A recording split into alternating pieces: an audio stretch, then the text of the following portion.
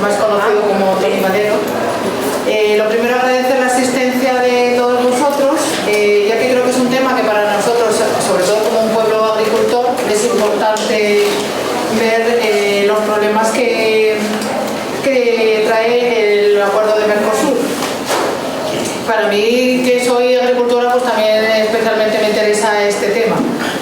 Yo que veo que el pequeño agricultor puede peligrar la soberanía alimentaria y todo lo que acarrearía este acuerdo. Quiero agradecer también a Tony Valero por hacer un hueco en su agenda y poder venir a nuestro pueblo y hacernos ver más de cerca la problemática que tiene todo esto. Él desde los 18 años empezó a interesarse de forma activa en la política, participando en la Unión de Juventudes Comunistas de España, de la que llegó a ser secretario en el 2006. En 2013 fue nombrado responsable de Organización y Finanzas de Izquierda Unida, Los Verdes, Convocatoria por Andalucía, llegando a ser el número 2 de la formación política. Formó parte de las primeras reuniones de Izquierda Unida y Podemos en 2015. Fue miembro del Consejo Andaluz de Universidades del 2015 al 2019 y de algún consejo y claustro más dentro de la Universidad de Málaga.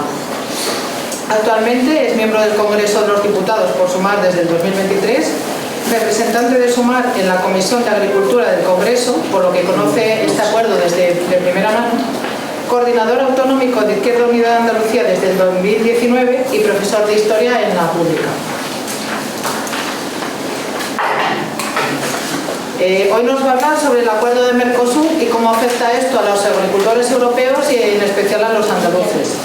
Dicho acuerdo lleva fraguándose unos 25 años y su objetivo es crear un bloque comercial donde entren unas 700 millones de personas más o menos, lo que había, eliminando aranceles de más del 90% de los productos entre la Unión Europea y países de América del Sur. Buenas tardes, Tony. Gracias por estar aquí. Y espero que nos puedas aclarar un poco cómo está el tema de Mercosur ahora mismo. Muy bien, bueno, lo primero, gracias a todas y todos los que habéis venido una tarde de jueves, que tiene mérito, y la hora en la que estáis, seguro que tenéis tropecientas tareas en casa, y si no, pues tendréis ganas también de descansar. Así que yo agradeceros que hayáis venido a esta charla, por supuesto a Ana por la invitación, al Examen de Montalbán, y he de preveniros, probablemente de esta charla quien salga mejor aprendido sea yo de vosotras y de vosotros. Así lo digo. Quienes conocéis qué ocurre en el campo y cuáles son las amenazas que se ciernen sobre quienes se ganan la vida trabajando la tierra, sois vosotras y sois vosotros. Y yo buenamente puedo aprender y después, de alguna manera, allá donde estamos, pues dar la batalla que nos une a todos y todas. Antes de hablar del Mercosur, que probablemente sea algo en lo cual hay que dedicarle atención, para eso me habéis llamado, y yo sé que el Mercosur hay que tocarlo, yo creo que es mejor que primero veamos cómo está el sistema agroalimentario, cómo están las cosas del comer. Porque el Mercosur no deja de ser un tratado que ahora cuando se aplique, pues sí, efectivamente puede traer un perjuicio muy grave, pero ya hoy en sí, hoy mismo, estamos viendo cómo un modelo de agricultura social y profesional que liga la población al territorio, que permite que la gente pueda vivir de su trabajo y que además puede garantizar que haya unos alimentos saludables e incluso que haya una manera de producirlos que, bueno, contribuya a mitigar el cambio climático. Eso hoy ya está en riesgo. Hoy ya está pasando eso. Hoy ya nos están robando. Por tanto, yo quiero decir primero cómo está hoy el sistema agroalimentario para que veamos cómo lo del Mercosur no deja de ser una vuelta de tuerca más dentro de un modelo que lo que está haciendo es expulsar a la gente de la tierra, concentrar la tierra y convertir el sector primario, el sector agrario y ganadero en un sector financiarizado. Y me explico. Las dos cosas que primero quiero deciros es que el sector agroalimentario está financiarizado y está concentrado. Hay un oligopolio que controla toda la cadena de la alimentación, toda la cadena alimentaria, desde la producción a la distribución, la propia producción de insumos para que se pueda cultivar. Esto de la financiarización de la agricultura, es decir, que los que mandan dentro de la cadena alimentaria sea el capital financiero, no ha surgido de un día para otro. Esto lleva décadas produciéndose y se ha producido a golpe de dos factores. Uno tiene que ver con la desregulación, liberalización, con que se eliminen las normas, los controles, las protecciones, lo que llamamos tratados de libre comercio. Y otra ha sido a golpe de crisis económica. Tras cada crisis más se ha financiarizado el sector agroalimentario. Por tanto, en una primera etapa, en torno a los años 70, que es cuando se liberalizan los mercados, cuando empiezan a quitarse los controles, no solo pasa en la agricultura, pues quienes tienen dinero dicen, vamos a invertir en el sector agroalimentario, y empiezan a desviar fondos que tenían en otros sectores económicos que ya en los años 70 entraban en crisis, y dicen, pues los vamos a meter donde sabemos que nos va a dar beneficio, en el sector agroalimentario. Empezaban a comprar tierra, o empezaban a producir insumos, o empezaban a encargarse de la distribución. A pesar de eso, no es hasta los 2000, hasta la crisis de la que se llamó, la crisis de las tecnológicas, a principios de los 2000, cuando se ve que hay un trasvase muy importante de fondos al sector agroalimentario. Y muy especialmente con la siguiente crisis, que fue la crisis de la burbuja inmobiliaria. A partir de ahí, empiezan a considerar los fondos de inversión algo que es una condena. Y es que la tierra es un valor refugio. ¿Un valor refugio para quién? Para quien tiene dinero. No un valor refugio para la gente que puede alimentarse de ella, de su trabajo. Que sea un valor refugio es la mayor condena que tiene la agricultura. Y es que los grandes fondos de inversión dicen, bueno, en este planeta en el cual hay tanta inestabilidad, en estos sectores económicos que son tan dependientes de que se mantengan las cadenas de distribución y con las crisis geopolíticas, con las guerras, con los conflictos, a veces se cortan, en donde sé que no voy a perder dinero si lo meto en tierra. Si yo meto dinero ahí, sé que voy a tener siempre una rentabilidad. Pues bien, eso es lo que ha pasado a partir del año 2008. Y es que el sector agroalimentario se ha financiarizado mucho más. Y hemos visto cómo grandes fondos de inversión han empezado a meter dinero. Y por ejemplo, en el caso de nuestro país, pues os voy a dar algunas cifras porque son apabullantes. Anualmente en torno a 2.000 millones de euros. Y ahí nos encontramos fondos como Beca, Azora, Atitlan, muchos que a lo mejor no sonarán por otras cosas, pues resulta que están también metidos en la agricultura. Y la rentabilidad que están encontrando es de un 5 o un 10%. Eso es una barbaridad, para que tengamos una idea. Saben que no van a perder. Eso es un problema muy gordo, porque claro, al final eso provoca una concentración de tierra que no siempre, ni siquiera se dedica a producir alimentos. Simplemente concentrar tierra porque saben que no van a perder valor. Y pensemos que eso además, si pensamos de aquí a futuro, es una apuesta segura. Con el cambio climático, con el calentamiento global, cada vez va a haber menos tierra fértil.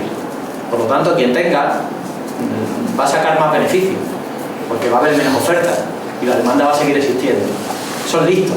Han ido a por lo que saben y lo que no van a perder. Por lo tanto, la primera característica de lo que está ocurriendo es que el sector agroalimentario se ha financiarizado y por lo tanto quienes mandan son quienes tienen el capital financiero y mandan en todos los eslabones de la cadena, desde la producción hasta la distribución y en los insumos, en todo aquello que se necesita, como bien sabéis. ¿Cuál es la consecuencia lógica de esto? Pues que digamos que tenemos un sector oligopólico, es decir, muy pocas empresas tienen el poder en esa cadena alimentaria. Muy pocas empresas. Y cuando digo pocas empresas, yo creo que hay pocos sectores económicos en los cuales se ve una concentración tan fuerte de poder como será en el sector agroalimentario a nivel mundial. Os doy ejemplo. Solo 6 empresas controlan el 60% del mercado mundial de semillas. Solo 6 empresas el 80% del mercado de agroquímicos.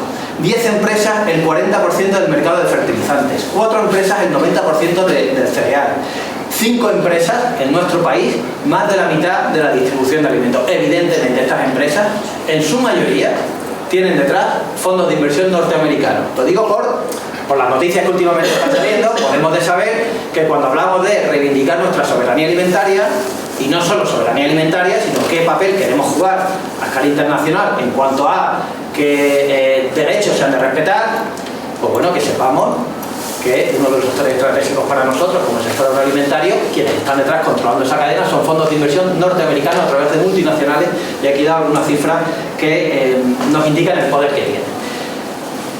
¿Qué significa eso? Que tengan tanto poder.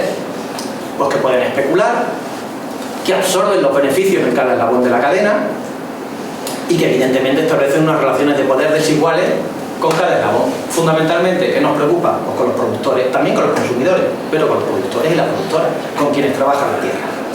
Las consecuencias de esto En primer lugar, como decía, concentración de tierra y expulsión de agricultores.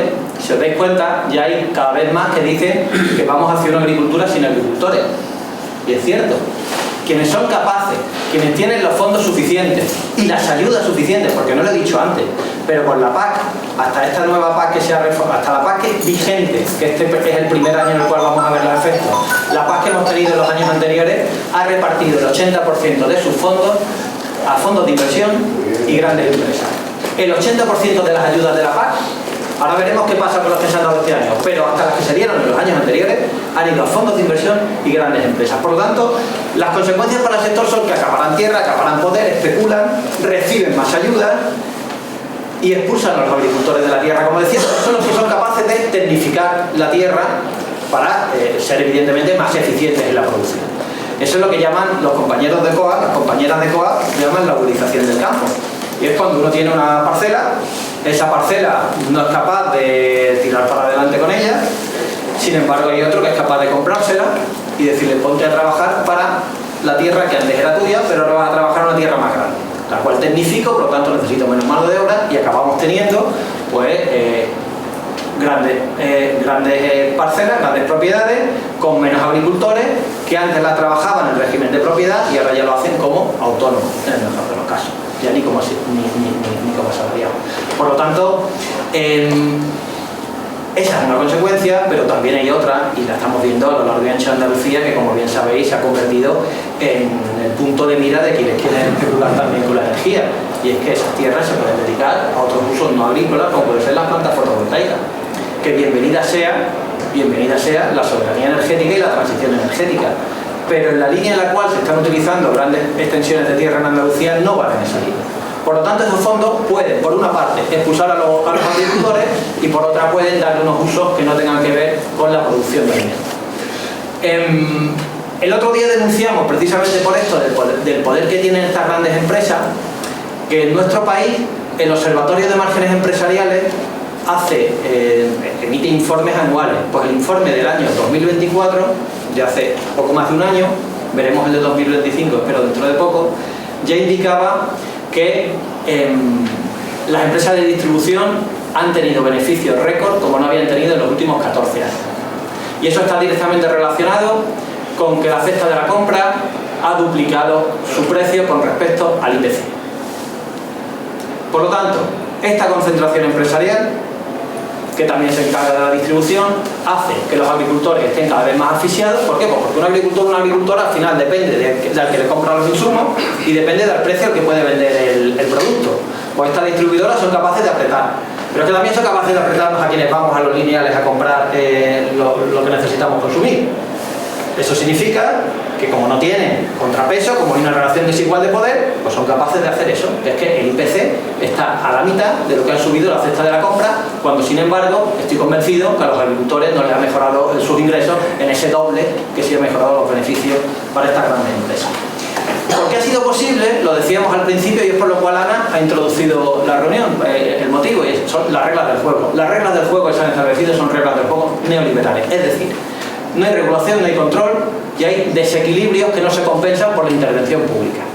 Por tanto, el pez grande se come al pequeño. Es así. Son reglas del juego en las cuales siempre ganan los mismos. Por lo tanto, no son reglas del juego, en realidad es una trampa. Serían reglas del juego si uno puede ganar de vez en cuando, pero si uno no puede ganar, pues entonces no es una regla del juego. Ya estás condenado desde que entras a jugar esa partida. Esas reglas del juego neoliberales son las que nosotros denunciamos cuando señalamos los tratados de libre comercio, que no se han inventado hoy. El Mercosur es uno más. Pero tratados de libre comercio tenemos en materia agroalimentaria, que es a lo que yo me estoy metiendo, con México, con Chile, con Centroamérica, con Colombia, con Perú, con Corea del Sur, con Ucrania, con el este de Europa, con Marruecos, con Israel, con Jordania, con Líbano, con Palestina, con Egipto, con Túnez, con Argelia, con Vietnam, con Singapur, con Japón. Hay muchos acuerdos de libre comercio. Evidentemente no todos afectan a todos los productos, pero en cualquier caso sí nos indican que el comercio internacional está basado generalmente en mercados en el ámbito agroalimentario poco protegidos, en el caso de lo que nos afecta a nuestro país. El caso del Mercosur es una vuelta de tuerca más. Es un tratado que se empieza a negociar y a esbozar hace prácticamente 26-27 años. Por lo tanto, podemos decir que este tratado tiene las lógicas de los tratados de libre comercio de aquella época, que no sé si os acordáis, pero era aquella época en la cual el movimiento antiglobalización tuvo tanta fuerza y vigencia, porque veíamos los desequilibrios y desigualdades a escala global que estaban provocando, tanto desequilibrios territoriales como desequilibrios sociales y el expolio de comunidades enteras. Pues en ese contexto empieza el Mercosur, pero no es hasta ahora cuando parece ser que ya va a ser aplicado. No digo ya ratificado, que después me meteré en el detalle de si se ratifica o no se ratifica, cómo eso pasa, pero sí desde luego parece que lo quieren aplicar ya. Decimos que ese tratado de cambiar coches por alimentos, porque cuando uno mira el contenido del tratado, que toca muchos palos, porque toca cuestiones de lo que podemos llamar diálogo político, migraciones, seguridad, crisis climática, cooperación y también comercio, toca muchos palos, sí podemos decir que claramente salen beneficiados unos sectores económicos y salen perjudicados otros. Unos sectores económicos que, casualidad, están radicados fundamentalmente en Centro Europa. Las industrias manufactureras salen muy beneficiadas. También el sector servicios. Por eso en nuestro país hay también un apoyo importante al Tratado de Mercosur. No por casualidad el Partido Socialista apoya el Mercosur. Pero salen otros sectores muy perjudicados, particularmente el sector agroalimentario. Por eso decimos que se dan coches por alimentos. Y aquí sí quiero matizar una cosa que probablemente no diga nada que no sepáis ninguna ni ninguno. Que no nos confundan cuando nos venden el Mercosur con que es para garantizar la seguridad alimentaria. Nosotros no pretendemos tener una seguridad alimentaria. Este tío está chalado, venía aquí diciendo que no pretendemos tener la nevera apañada cuando es necesario. Queremos la nevera apañada, pero no de cualquier manera. Nosotros defendemos la soberanía alimentaria y no es lo mismo. Y la música que están soltando es que esto es para garantizar la seguridad alimentaria. Y uno escucha al ministro y todo va en la línea de la seguridad alimentaria. La seguridad alimentaria es garantizar alimentos accesibles, que cuando vamos al supermercado o a la tienda del barrio podamos pagar lo que necesitamos para tener las proteínas y los nutrientes necesarios diarios para no caernos tumbados y poder seguir trabajando al día siguiente por un precio asequible. No se cuestiona ni cómo ni dónde se produce, ni qué impacto social ni qué impacto medioambiental va a tener. Nosotros hablamos de soberanía alimentaria, que es la capacidad, el derecho de los pueblos a decidir qué producen, cómo lo producen y para quién lo producen. Y en esas tres preguntas que se tienen que contestar, vamos a decir, se tiene que producir generando empleo ligado al territorio. Se tiene que producir alimentos saludables, por lo tanto, producidos sin los pesticidas, los agroquímicos, que son un problema para la salud pública. Que sean un problema para el propio medio ambiente, por lo tanto, con la preservación medioambiental. Y se tienen que producir para garantizar que esos pueblos no dependen de poderosos que pueden cortar la cadena de suministro cuando les dé la gana o por conflictos geopolíticos que pueden cortar la cadena de suministro. Eso es soberanía alimentaria. Pone en el centro el derecho de los pueblos. Que es distinto a la seguridad alimentaria, que lo que pone en el centro es la garantía de que te va a llegar el comercio de esos productos a tu casa. Que es distinto.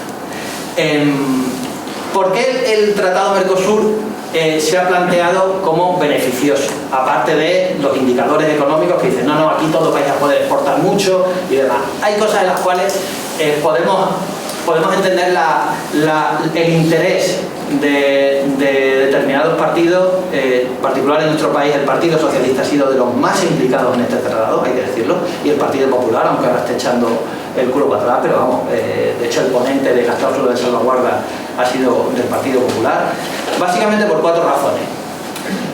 Una, han visto que el proteccionismo de Donald Trump desequilibra, genera incertidumbre sobre los mercados en los cuales nuestras empresas y empresas europeas podían seguir operando y han dicho, aquí hay que buscar también alternativas, vale, se entiende. El miedo que tienen a la presencia de China en América Latina, dicen que nos van a comer la tostada. América Latina ha sido el patio trasero de los Estados Unidos, pero el pretendido patio trasero también de Europa, particularmente de las empresas españolas. Y por la crisis de las manufacturas europeas. Los coches que hacemos en Europa son peores que los coches chinos, y eso pues no lo podemos decir, pero hay que decirlo. Son más caros, parece ser que gastan más, y por lo tanto, si tienen que competir con los coches chinos, no van a poder competir con los coches chinos, los coches alemanes, salvo que tengan un acuerdo preferencial con América Latina, con Brasil, con Uruguay, con Paraguay, con Argentina. Si no, los coches que se van a vender allí van a ser coches chinos. Por lo tanto, este tratado responde ante esos cambios que se están dando en el mercado internacional, en los cuales las empresas europeas tienen más dificultad para colocar su manufactura. Y han dicho, ¿a dónde vamos? Pues como siempre, América Latina, que es donde hay cierto poder adquisitivo y además, pues bueno, pues hay una capacidad menor de hacerse valer muchas veces en cuanto a sus relaciones económicas. ¿Qué plantea este tratado? Pues como todo, eliminación de aranceles. Prácticamente estamos hablando, Mercosur liberalizaría el 91% de sus importaciones y la Unión Europea el 92% de sus importaciones. Es decir, estamos hablando de prácticamente, bueno, pues que no hay verja, que no hay verja. En todos los sectores, incluso en las licitaciones públicas. Lo que están planteando las empresas europeas aquí es decir, vamos a ir a por las licitaciones públicas en estos países. También, pensémoslo también desde la óptica de los pueblos que están allí, porque si para nosotros decimos que esto desarticula, bueno, la gente que vive en el mundo rural porque se dedica a la agricultura y la ganadería, allí saldrán beneficiados las grandes multinacionales. Y por eso decimos, este tratado Mercosur va a favor de la industria centroeuropea y de las grandes multinacionales del sector agroalimentario. Y deja fuera a las comunidades campesinas en América Latina y deja fuera a la agricultura social y profesional en Europa.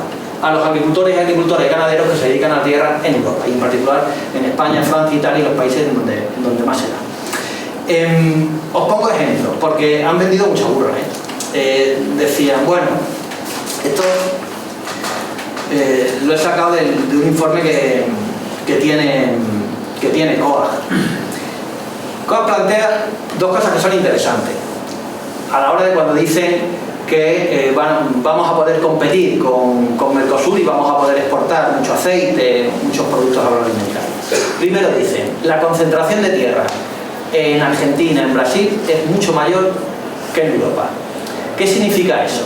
Que realmente, a la hora de competir en un mercado internacional, las empresas que allí están, que concentran más poder, van a tener más facilidad que, en este caso, la agricultura europea, en donde sigue perviviendo todavía una gran trama de pequeñas y medianas explotaciones. En Argentina, el 65% de la superficie agraria está en fincas de más de 1.500 hectáreas. Es decir, grandes latifundios, prácticamente lo que son latifundios en Argentina. Pero es que en Brasil, el 1% de las explotaciones controla el 50% de la superficie. Por lo tanto, un ejemplo muy similar. Y decían, ya, pero a pesar de eso, y es cierto, el sector agroalimentario español es eminentemente exportador y es muy competitivo. Bueno, vamos a ver si esa competitividad tiene efecto en el Mercosur. Y pongamos el ejemplo del aceite. En el caso del aceite, el 98% del aceite que va a Brasil tiene un arancel de apenas un 10% y en 15 años va a desaparecer. Es decir, que el país de Mercosur, que más podría importar aceite, ya tiene un arancel muy bajo y por mucho que tú lo bajes, que además ese arancel va a desaparecer, eso no va a hacer que te compren más, porque ya de por sí el arancel es muy bajo. Pero es que en Argentina exportan el 80% del aceite que producen. ¿Qué quiere decir eso? Que no quieren más aceite, lo que quieren es quitarse aceite de encima, por una razón obvia. El aceite está ligado a una dieta, que es la dieta mediterránea, fundamentalmente. Pero tú no cambias el hábito de consumo de millones y millones de personas que además tienen un poder adquisitivo relativamente bajo. Tú puedes exportar, como exportamos aceite a Estados Unidos, ahora mismo a la zona Mercosur, un aceite gourmet, para unas capas de la población muy minoritarias. Pero esto es decir, que vamos a poner a todo el mundo allí a poner boquerones fritos con aceite de oliva, eso no es verdad, porque no se consume ese producto allí. Lo que sí puede pasar es que por las condiciones edafológicas, es decir, las condiciones de la tierra y las condiciones climáticas que se dan en los países Mercosur, hay zonas donde perfectamente pueden producir aceite y que ahora pues no se han pensado producir ese aceite. Pero ¿por qué no lo van a producir? Si saben que tienen la verja bajada para poder venderlo aquí, ¿por qué no? Por lo tanto, hay aquí han vendido muchas burras a la gente. Le han dicho, no, si somos competitivos, allí venderemos lo nuestro. Tú puedes vender aquello que se va a consumir donde tú quieres venderlo, pero si eso no se consume allí, no te lo van a comprar. Lo que pueden hacer es decidir producirlo más barato de lo que tú haces. Que es por lo cual estamos diciendo que el Tratado Mercosur deja los pies de los caballos a la agricultura social y profesional. Y es que las condiciones en las cuales se produce allí no son las mismas que aquí.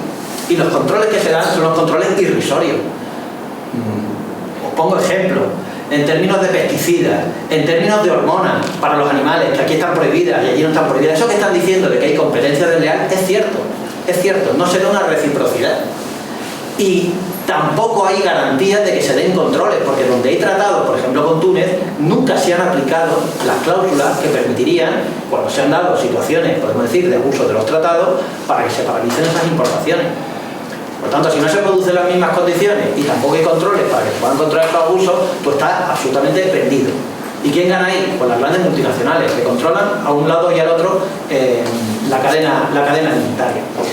Es por eso que la gente empezó a moverse, agricultores y agricultoras de toda Europa fueron a Bruselas, que se generó un clima de preocupación para quienes estaban patrocinando el tratado y veían que empezaban a perder el consenso social en torno a lo que iban a aprobar, y se sacaron de la manga las cláusulas de salvaguarda. Y esto sí que es sacárselo de la manga. Las cláusulas de salvaguarda se empezaron a debatir y a aprobar en diciembre de 2025. 26 años de tratado. Y tú las apruebas hace 3 meses. Son cláusulas que se aprueban y que no están incorporadas al tratado. Estas cláusulas se aprueban porque para que el tratado sea ratificado necesitaban que no hubiese más de un 15% de la población europea en contra, y eso se hace mirando el peso de los países que están en contra. Si hay 3 países que pesan más del 15% de la población, ya no se puede aprobar, y no los tenían. Y por lo tanto dice, aquí hay que meter en el saco a Francia, a Italia, aquí hay que meter a más países en el saco, porque si no, esto no se ratifica. Y entonces se sacan de la manga las cláusulas de salvaguarda, que por cierto, el ponente Gabriel Mato, diputado del Partido Popular, digo porque son los que están diciendo ahora que no, sin controles, sin cláusulas de seguridad, que no. Bueno, pues son las vuestras, son las vuestras. Las nuestras las tumbaron todas, quiero que lo sepáis. Nosotros fuimos a ese debate con cláusulas. Aprueban esas cláusulas.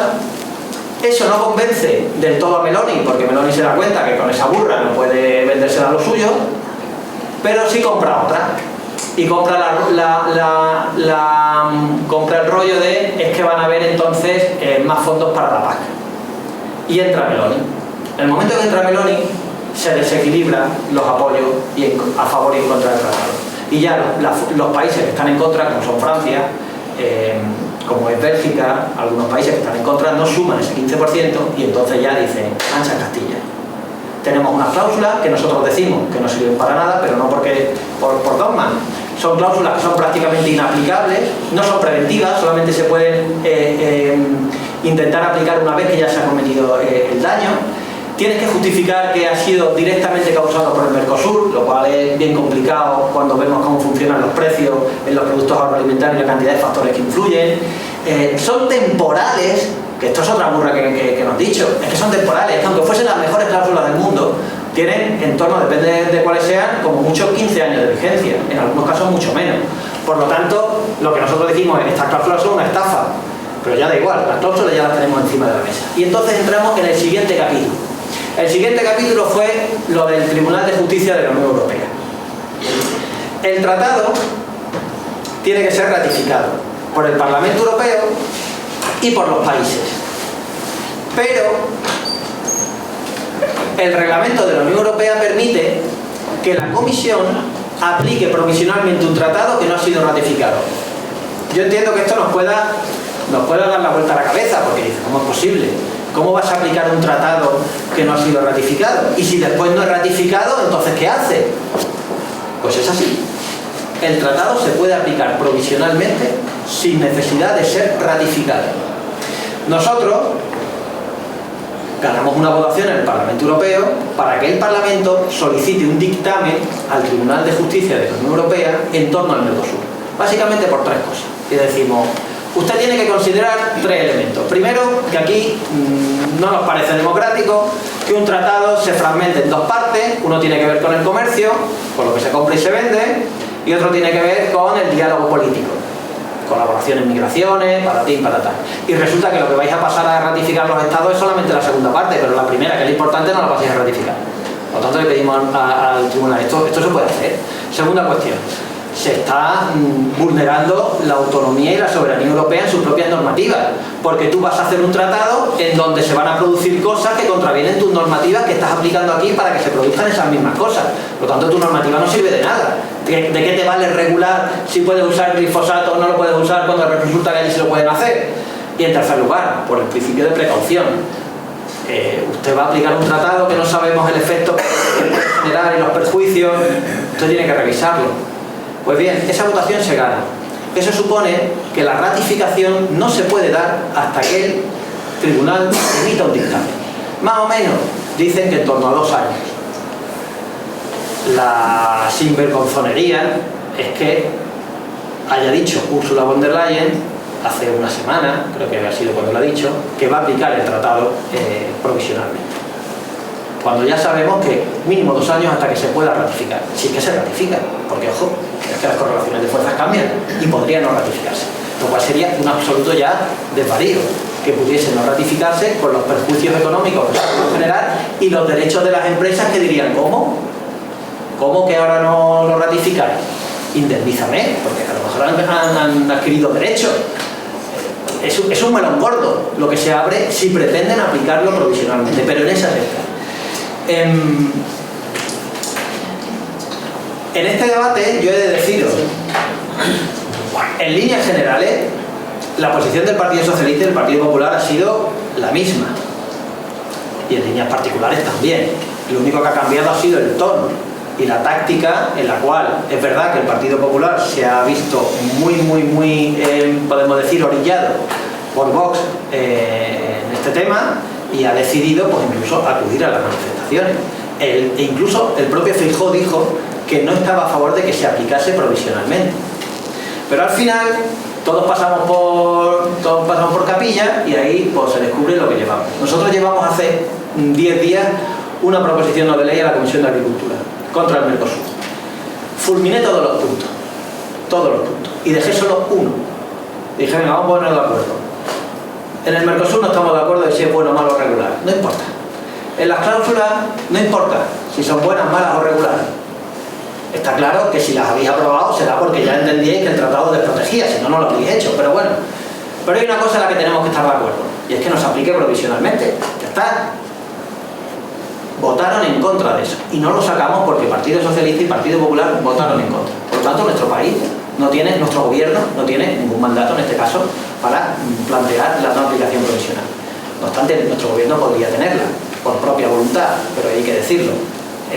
La diferencia es notabilísima. O sea, el Partido Socialista y los partidos alemanes, el Partido Socialista español y los partidos alemanes son los más instigadores de este acuerdo. O sea que ahí hemos pinchado hueso. Por eso nosotros lo llevamos al Congreso y dijimos, si no lo ganamos en el gobierno, vamos a intentar ganarlo a través del Congreso e instalar al gobierno porque el Congreso le mandata. Lo hemos perdido también porque Partido Popular y Partido Socialista votaron en contra. Y por último, como lo ponía en el cartel, pues yo hago alguna referencia, pero vamos, no le voy a dedicar más de 2 o 3 minutos porque sé que también no solo lo voy a dedicarle mucho más. La nueva PAC. La nueva PAC responde a la crisis en la cual está la Unión Europea y los nuevos vientos de guerra que soplan en el mundo. Como sabéis, Europa establece sus prioridades presupuestarias en lo que llaman marco financiero plurianual. Y ahí dice en qué se va a gastar la pasta. Dentro de ese marco financiero plurianual, evidentemente, le cuelga la política agraria comunitaria.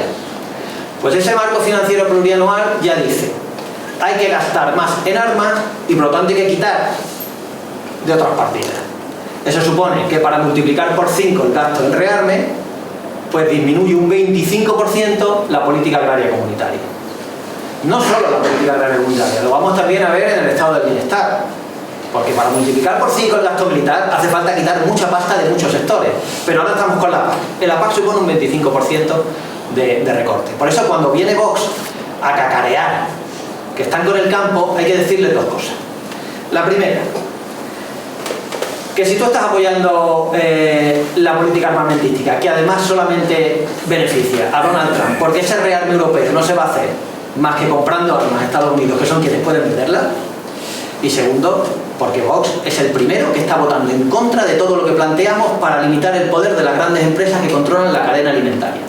Nosotros hemos dicho, por ejemplo, bueno, ¿por qué no podemos un impuesto extraordinario a los márgenes de beneficios extraordinarios, valga la redundancia? Es decir, si usted, Mercadona, resulta que en lugar de llevarte esto de beneficio, te está llevando esto, pues te mete un tajón para que te bajen los beneficios, lo que te tendría que, a lo que entendamos que entra dentro de lo razonable. De tal manera que desincentivamos que tú estés apretando a los productores, pagándoles menos y especulando con los consumidores, vendiéndoselos. A todo esto están votando en contra. A todo esto están votando en contra. Claro, las mismas grandes empresas que especulan aquí, que son las mismas que se van a Marruecos y producen en Marruecos. Claro, porque es que aquí mucho rollo de, cuando uno escucha a la ultraderecha, rasgarse las vestiduras, de nos entran productos, que nos entran productos de fuera. Bueno, nos están entrando productos de fuera de grandes empresas a las cuales ustedes estáis apoyando y protegiendo, que son las que producen aquí tomate, producen aquí fresa, si ven que allí pueden producir por menos, pues se van allí, se están yendo allí. Que son esas las que se saltan los controles. No se las están saltando los controles los agricultores marroquíes que se las están viendo y se les están deseando para poder salir para adelante. Por lo tanto, ¿por qué digo esto? Porque hay mucha confusión en torno a qué está pasando. Y lo que está pasando es básicamente que hay una liberalización mayor de los mercados en donde las grandes empresas van a ganar más y ahí la ultraderecha, la derecha y la socialdemocracia del Partido Socialista no hay una diferencia notable. Y después lo otro que está pasando es que Europa se está encaminando a un desmontaje del estado del bienestar en favor del rearme. Y eso significa retirar fondos. He dicho que quitaban un 25%, pero eso se traduce también en lo que se ha hablado de eliminar el segundo pilar de la política agraria comunitaria. El segundo pilar es aquel que tiene que ver con el desarrollo integral del mundo rural, los planes de desarrollo rural. Ese lo eliminan. También eliminan, curiosamente, un fondo, el fondo LIFE, que está destinado a políticas medioambientales. Hay, por tanto, un paso atrás enorme en la propia concepción de lo que es una política comunitaria, en la propia concepción del desarrollo del mundo rural y en la propia concepción en la cual se había avanzado mucho de que si no cuidamos nuestro medio natural no podremos tener las condiciones materiales para que se pueda dar la vida y por lo tanto la propia agricultura. Y en esto hay que darle también duro a la ultraderecha, porque el negacionismo que plantean y el hecho de que siempre estén intentando eliminar cualquier tipo de regulación medioambiental y cargando tinta contra las políticas verdes es para desviar la atención y que no señalemos a quien se lo lleva crudo. Y por otra parte, yo lo digo con todas las letras, a mi juicio es una pulsión de muerte, porque para que se pueda producir la vida se tienen que dar unas condiciones, para que la agricultura se pueda producir se tienen que dar unas condiciones, y si tú no cuidas y preservas el medio natural que las propicia, pues entonces no será posible, que es lo que ya está pasando en muchas partes, en donde ya no se puede producir alimentos. Pues en conclusión, y ya si termino de verdad, nuestra situación es una situación muy complicada como andaluces y andaluzas, porque nosotros lo que somos depende y es y será lo que sea el mundo rural. Eso es así, es lo que arraiga la población al territorio, es lo que también dota de identidad a nuestro pueblo, es lo que nos permite tener también transitar hacia la soberanía alimentaria, y eso está en riesgo. Está en riesgo porque están cambiando la forma de producir y está cambiando también la correlación de fuerzas en esa cadena alimentaria en favor de los que están acabando con un modo de vida. Eso no está encontrando una defensa por parte de las instituciones europeas y probablemente tampoco esté encontrando en el sentido común de la gente la necesaria alerta y que esa alerta esté bien orientada. Yo veo y escucho, igual que vosotras y vosotros, a la gente en los pueblos, y yo veo a nuestra gente, a nuestros vecinos y vecinas muy desorientados, saben que algo está pasando, saben que las cosas no van bien, saben que algo se avecina, pero a la hora de encontrar las causas y las salidas, ahí hay vamos a dejarlo en ennortamiento tremendo. Por lo tanto, hay que hacer mucha pedagogía, hay que decirle a la gente y señalarle a la gente quiénes se lo llevan crudo y quiénes se benefician y quiénes al final vamos a pagar el pato aquí y en el otro lado del Atlántico si se aprueba este tratado, que son comunidades campesinas como las nuestras o en otros países del mundo. Y por último, si hablamos del mundo rural y damos la batalla, no nos quedemos solamente en lo que tenga que ver con aquello que afecta a la rentabilidad del sector, a la rentabilidad de nuestras explotaciones, a que nos llegue a que podamos pagar la factura. Como dice cínicamente Planas, no puede haber agricultura verde en números rojos. No nos quedemos solamente en el discurso o en la propuesta o en el análisis de cómo hacemos que nuestras explotaciones sean viables económicamente, que por supuesto también tenemos que atender a otras dos cosas: a que el mundo rural necesita servicios públicos fuertes, y aquí hay que hablar también de eso, porque eso también está despoblando el mundo rural, eso también afecta a las condiciones de los agricultores, las agricultoras, los ganaderos y las ganaderas. Y en tercer lugar, ¿a qué entendemos por soberanía alimentaria? Y ese tiene que ser nuestro horizonte. Nuestro horizonte no es solamente tener suficientes ingresos, sino que estos ingresos tengan que ver con un modo de producción y con una orientación de esa producción para garantizar derechos, tanto de quien quiere trabajar dignamente y quedarse en su pueblo, como quien tiene derecho también a consumir algo que se produce en las condiciones óptimas sin haber destrozado el medio natural, porque el medio natural es el patrimonio que tenemos que legar a los que vengan detrás. Así que, bueno, yo sé que no he dado buenas noticias, pero también sé que esperabais eso. Y os animo a dar la batalla, porque la batalla está por librarse. Se han ganado batallas que no se esperaban. No se esperaban lo del Tribunal de Justicia de la Unión Europea, no se esperaban esta contestación social, y se van a tentar la ropa. Se van a tentar la ropa. Así que yo creo que tenemos un discurso y una propuesta que engancha con las incertidumbres, los miedos y las inseguridades de la gente, y a esa gente hay que darle un horizonte, porque el horizonte es posible. No somos los únicos ni las únicas. Esto está atravesando el conjunto de Europa. Y en esta batalla del Mercosur, al final, de lo que vamos a hablar es de mucho más. Y de lo que vamos a hablar es de que en el mundo rural se pueda vivir, y se pueda vivir dignamente, con todo lo que contempla. Y el Mercosur que sea, entre comillas, la excusa necesaria para poner en el centro el mundo rural y, por lo tanto, las condiciones de vida digna de la gente que están siendo vulneradas por los mismos de siempre. Y nada más, si tenéis alguna pregunta que no sea muy complicada, que no voy a saber decirla, esta me lo digo.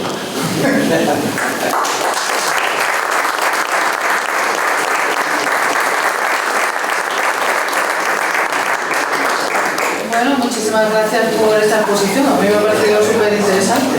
Si alguien quiere hacer alguna pregunta. Yo quería preguntar si lo que es Europa puede hacer algo con lo que es los gobiernos latinoamericanos, en el sentido de una leve, no obligación, sino a cumplir también unos requisitos que ya se cumplen aquí. Eso obviamente no tienen potestad para hacerlo, ¿verdad? Con el tema del tratado. Tú preguntas por lo que se conoce como reciprocidad o cláusulas de espejo. Que se pueda. ¿De producción? Efectivamente, efectivamente. Lo que nos dicen quienes saben de esto es que eso no es real. No es real. Es decir, tú puedes poner sobre el papel que determinada hormona la vas a prohibir, pero que esa hormona no se vaya a utilizar, tú eso no lo puedes garantizar. Ni mucho menos puedes garantizar que una vez que se ha utilizado no te entre por la frontera. Daba una cifra, creo que ha sido hoy, he visto hoy la noticia y creo que era de esta mañana, una conferencia que se ha dado en Sevilla, en donde estaba el nuevo secretario general de COA, y hablaba de los controles que se habían hecho sobre no recuerdo qué producto en los últimos años, y habló de 3 controles. En 3 momentos, durante no sé cuántos años, sobre un producto se habían hecho controles en frontera. Por lo tanto decía, vamos a ver, están entrando todos los días. No hay garantía de que eso sea posible. Y te digo más, y si fuera posible, ¿es razonable comerte algo que se ha producido a 8.000 kilómetros cuando se puede producir a menos con la huella ecológica que eso supone, la huella de carbono? Es decir, es que ya cuando uno dice, dentro de vuestra propia retórica, ¿no?, con todas esas políticas que se están haciendo de descarbonización de la economía y todas esas cuestiones que son sacrificios también para la clase trabajadora, a la cual se le está cargando sobre los hombros una imprescindible, necesaria e inevitable transición. Dice, pero resulta que para esto no. Por eso hay un debate trampa. El debate trampa de que sobre el papel todo cabe. Y eso ya ha pasado con otros tratados del... Pero en la realidad tú no puedes controlar que lo que allí se está produciendo bajo determinadas condiciones no se siga produciendo igual. Y te digo más, el tema de la deforestación. ¿O es que no van a talar más y más y más en Brasil para poner más tierras de cultivo? ¿O es que eso no afecta al medio natural? Porque aquí no nos podemos poner a talar lo que queramos y menos mal, ¿no? Porque es imposible, la hemos variado. ¿Alguien más? Yo quería preguntar, porque hablando de la seguridad alimentaria, que no lo otro, sino era la seguridad de tener alimento en la nevera, que habías comentado, eso es seguridad de que tienes alimento que viene de cualquier otro lado, pero si hubiera un conflicto, no te pueden asegurar que hay alimento, porque si te cierran las fronteras, al final te dejan... Y tú ya no produces, porque aquí la gente con esta problemática, es cierto que cada vez hay menos gente que se dedica al campo, el relevo generacional está, vamos, es mínimo, porque si no sale rentable y la gente no puede vivir del campo, cada vez hay menos. Entonces, eso habría que verlo como también un problema a estudiar, ¿no? Sí, lo que se vio con la pandemia, y se utiliza como ejemplo, o con la propia guerra de Ucrania, que eso también supuso la ruptura de determinadas cadenas de suministro y por lo tanto que en Europa empezásemos a decir, uy, ¿por qué no somos capaces ni de producir mascarillas? Vaya sorpresa, ¿no? Bueno, pues porque has estado participando y beneficiándote de una división internacional del trabajo donde aquí te venían las plusvalías para unos pocos mientras se producía y se fabricaba y se contaminaba en otros sitios. Pero eso resulta que cuando se corta la cadena de suministro, anda, ya no tienes ni mascarilla. Y con los alimentos 3/4 de lo mismo. Lo de la seguridad alimentaria efectivamente hace aguas si tú te das cuenta de cómo cada vez más los conflictos geopolíticos van a generar situaciones de corte de suministro. Bueno, lo estamos viendo ahora con los bombardeos ilegales sobre Irán y lo que está pasando en el estrecho de Hormuz. Bueno, y ya no están subiendo el precio de la gasolina, por cierto, cuando todavía no han visto el impacto real, pero ya no lo han subido. En cualquier caso, la seguridad alimentaria tiene esa falacia, y es que pretende plantear que haya alimentos saludables, y cuando digo saludables digo que se puedan comer, ¿vale? Pues no son ecológicos, son que se pueden comer, a precio asequible en tu nevera. ¿A qué coste? Al coste de la explotación en terceros países, al coste de producciones hiperintensivas que no respetan el medio natural y al coste de que sean controladas por grandes empresas, por lo tanto no se socializan los beneficios, se concentran los beneficios. Eso de seguridad, a mi juicio, tiene poco, pero es que incluso, en lo que tú decías, es que puede que tampoco lleguen al lineal del supermercado. Así que yo creo que, sinceramente, nosotros tenemos una posición privilegiada. ¿En qué sentido? Que en Europa son cerca de 400 millones de habitantes y todos tienen la buena costumbre de comer 3 veces al día. Pero no en todos los países de la Unión Europea se dan las condiciones óptimas para la agricultura y la ganadería como tenemos nosotros y nosotras. Así que, sinceramente, nosotros podemos hablar de soberanía alimentaria con un mercado de 400 millones de habitantes. Eso es así, en donde además ecológicamente es mucho más sostenible, porque la huella de carbono que se genera es mucho menor. Que no nos vendan burras con seguridad alimentaria trayendo tomate del Quinto Pino, porque no puede.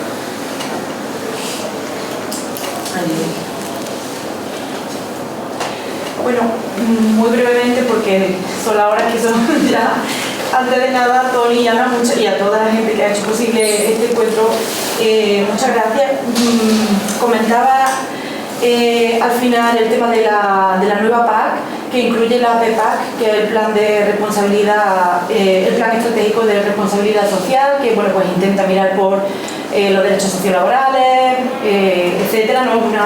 Como un nuevo documento que se introduce, ya era hora, por primera vez, para tener una responsabilidad más allá de la propia producción y mirar por los derechos laborales de los trabajadores y las trabajadoras. Pero si nos paramos a leerlo, pues define un mundo rural del siglo XX, no del siglo XXI, y eso, como tú bien decías, como andaluza y andaluza, nos compete porque se describe un mundo rural absolutamente despoblado, donde las mujeres son tratadas desde la óptica del trabajo social, como que tenemos que seguir alfabetizando a las campesinas y a las trabajadoras, y basta que nos vayamos a cualquier pueblo de Almería o de Huelva, que son sectores vanguardistas en la agricultura, para encontrar que esas multinacionales que comentabas al principio, esos porcentajes están instalados en nuestros pueblos y que, bueno, pues en cualquier colegio hay más de 12 nacionalidades inscritas, ¿no? Entonces, creo que es un problema también de definición, ¿no? Cómo definimos el mundo rural andaluz y cómo actuamos en base a lo que creemos que es el mundo rural andaluz hoy, ¿no? Donde esa idea romántica del campesino ya fue y tenemos instauradas pues grandes empresas de producción intensiva con la etiqueta muchas veces de la agricultura ecológica, pero con unos derechos sociolaborales pues muy a la cola, ¿no? Y Mercosur también, digamos que es una excusa de intentar poner soluciones a unos problemas que realmente no tenemos, porque bueno, despoblamiento, entre comillas, no habría que ver dónde, ¿no? Pues si nos vamos a Lepe en una temporada ahora de frutos rojos, vamos a ver dónde está el despoblamiento, ¿no? Quizá el problema es más de servicios sociales y de políticas públicas que de abandono del mundo rural en sectores punteros como es nuestra comunidad, ¿no? Entonces creo que no es un tema menor y que lo ha resumido muy bien, pero quería ver cómo tratar esta digamos, pues nueva definición del mundo rural hoy en base a lo que las políticas públicas definen y la gran diferencia sustancial que existe de la teoría a la realidad, ¿no? Vaya pedazo de pregunta para que...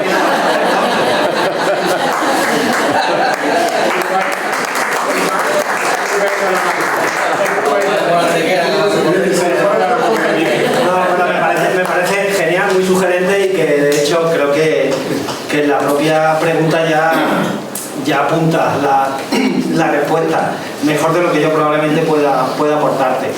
En primer lugar, bueno, muy sintético, tres cosas. La primera, efectivamente el Mercosur a mi juicio es una huida hacia adelante en todos los sentidos, en cuanto a los cambios geopolíticos que se dan, en cuanto a también la propia necesidad de acumulación de las multinacionales europeas.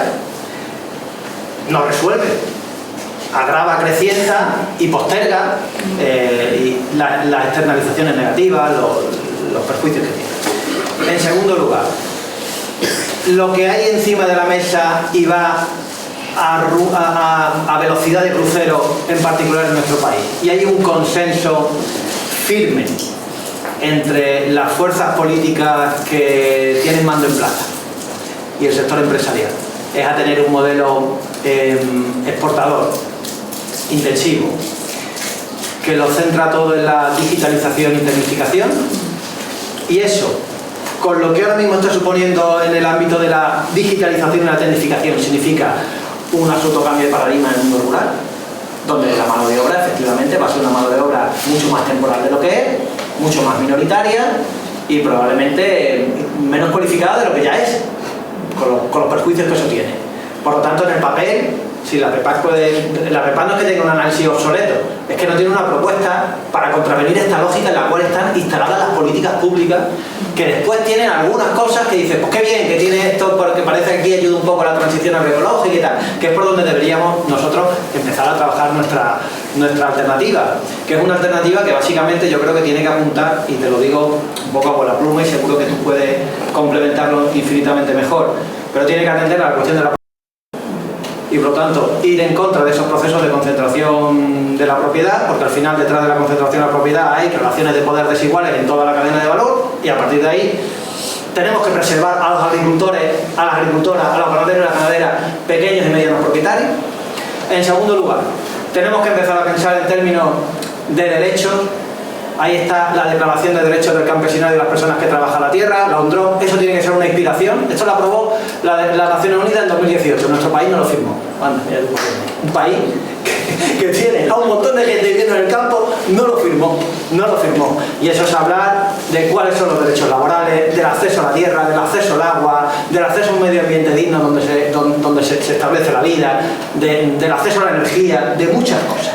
Por lo tanto, si queremos hablar de por dónde tiene que ir nuestro modelo, pues yo creo que esa es una buena inspiración, esa declaración de las Naciones Unidas.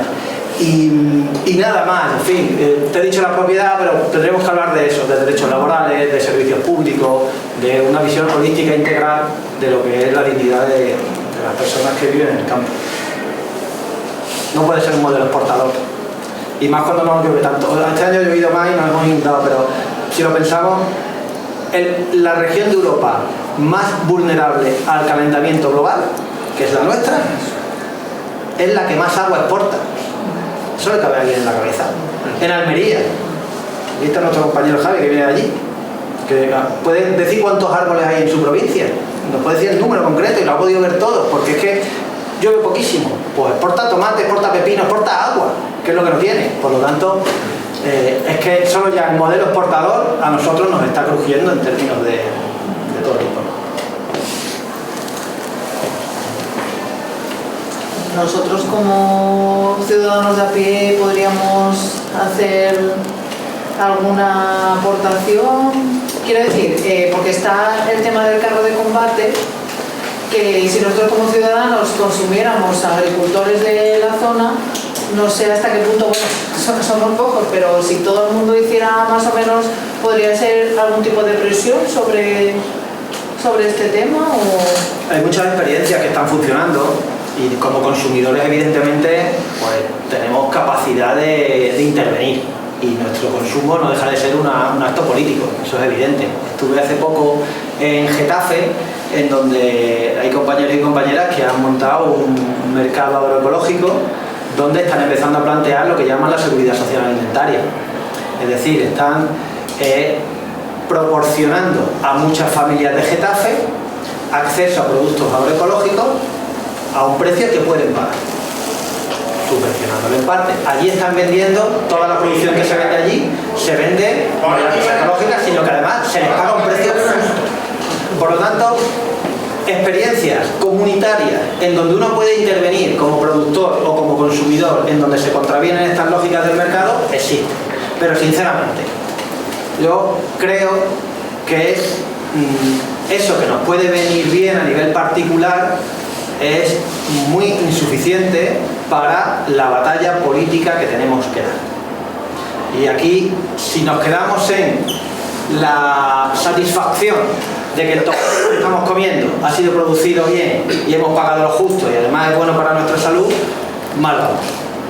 Así que creo que tenemos que ampliar el foco y hacer una batalla integral, en donde tenemos que pelear porque efectivamente los derechos laborales en este país sigan mejoren, y por lo tanto en el campo no sea el terreno de la precariedad. Tenemos que pelear porque si nuestros hijos y nuestras hijas están en el pueblo, puedan estudiar en el pueblo y no tenerse que ir al instituto de 3 pueblos más para allá.